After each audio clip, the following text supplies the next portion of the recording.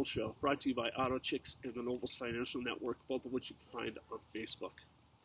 So let's talk about fair and honest elections. It's looking this morning pretty dire for Trump to win this election. Trump came out last night and came kind of a bombastic speech about illegal votes, and the normal suspects are mocking him for giving that speech. But let's talk about this, because this matters. This really matters. Honest, fair elections matter. And this election is riddled with fraud. And let me tell you, Democrats and others are saying, well, show us examples of election fraud. Show us specific examples. That is disingenuous. I'll tell you why it's disingenuous, because what they're not saying is show us examples of where election fraud has been covered up, that if we uncovered that, we would find the fraud. And that's really it. It's like saying, show me evidence Al Capone was a murderer because he only went to prison for tax fraud. I mean, it's the same kind of logic here, right? What we have is evidence of the profiting and the cover-up of the crime, right? And we have to get through that to find the crime. But that there's evidence of the profit, and there's evidence of the cover-up is pretty profound and compelling.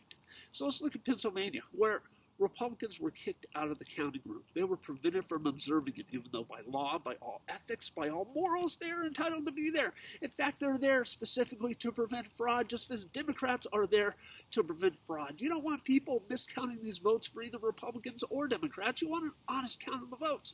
And you want the votes that are counted to be genuine votes.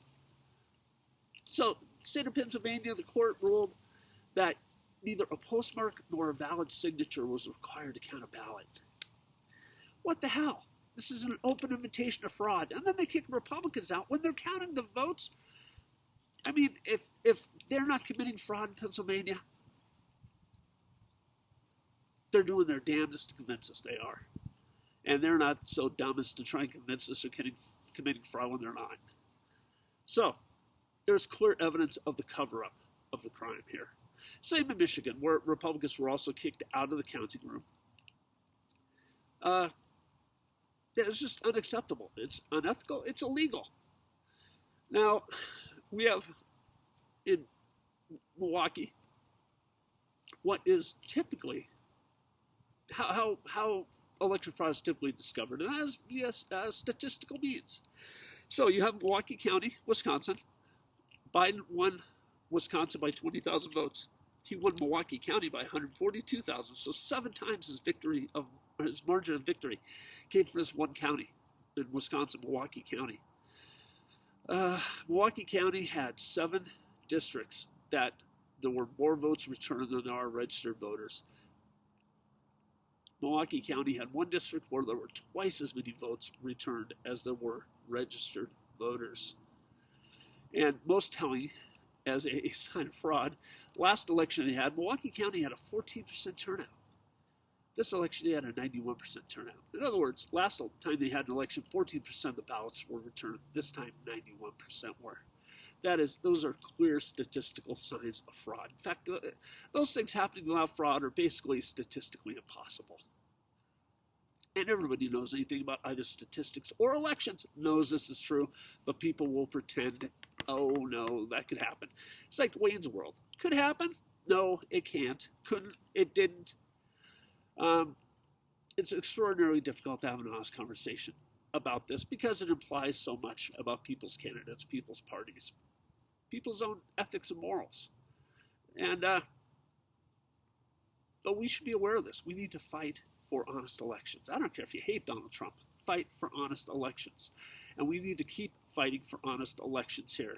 Because if we don't have honest elections, there's really no point in doing it, is there? I mean, why are we voting if they're just going to fix the election via fraud? Now, will Donald Trump, without this, would he have won or lost? Will he? I have no idea. But that's not the point. The point is fair and honest elections. If you can't stand for that, I guess we're done. As a country, as a republic, as anything representative. We're just going to be who can cheat the best. Is that really the world you want to live in? Well, I'll tell you what, it is the world some people want to live in. Because some people think the only chance they have to get their way is by cheating. Understand that. The only way they believe they can win is by cheating. Now, what have you really won? Well, they've won power. They've also won tearing the country apart. So, this is the Keith Noble Show. Thank you for tuning in. Please subscribe, like, share this